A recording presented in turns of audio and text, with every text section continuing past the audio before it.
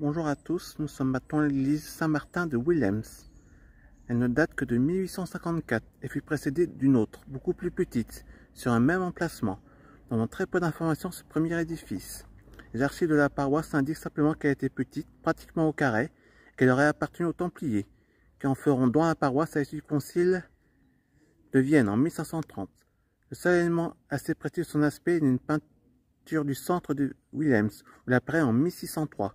Cette peinture retrouvée comme toute la collection sous l'œuvre du peintre Montigny, à qui de Croix avait passé commande pour traduire en album l'étendue de ses domaines. En 1711, l'effondrement d'une partie du plafond pendant la messe fit 5 morts. Puis en 1800, une violente tempête emporta la flèche déjà élancée. Vers 1849-1850, que l'abbé Pluchart, curé de la paroisse, entreprit la construction de l'église actuelle, avec l'aide de l'architecte Leroy. Là également, on connaît peu l'histoire de sa construction. Simplement, l'abbé stipule dans la main courante de la paroisse qu'il fut déçu du manque de générosité des paroissiens et qu'il dut en payer personnellement une bonne partie. Elle fut inaugurée en 1854, en grande festivité, après la loi de la séparation de l'Église et de l'État. En 1905, elle fut soumise à l'inventaire et devint propriétaire de l'État, qui en confia, comme partout en France, le patrimoine à la commune.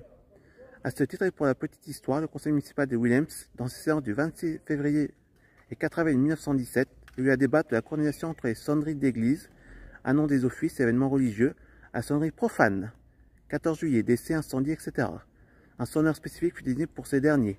En 1917, sur ordre de la commandature allemande, le forgeron Raymond Thierry, artisan forgeron au lieu actuel de la place Jean Jaurès, fut réquisitionné avec ses 3 compagnons pour descendre et remettre aux Allemands les 2 cloches en haut d'enfer des canons allemands.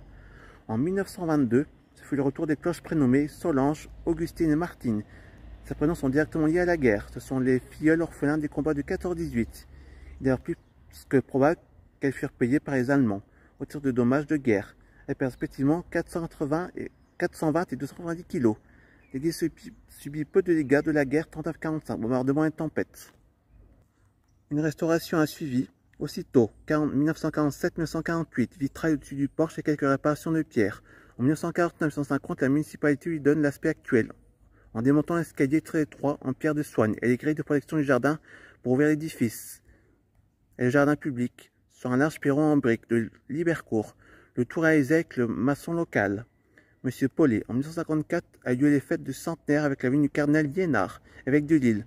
Enfin, en novembre 1977, l'effondrement de plusieurs voûtes du chœur a conduit la municipalité à un sondage de révision de toute la nef centrale, à une réparation et renforcement ou remplacement de certaines ogives, et à la peinture complète de l'intérieur.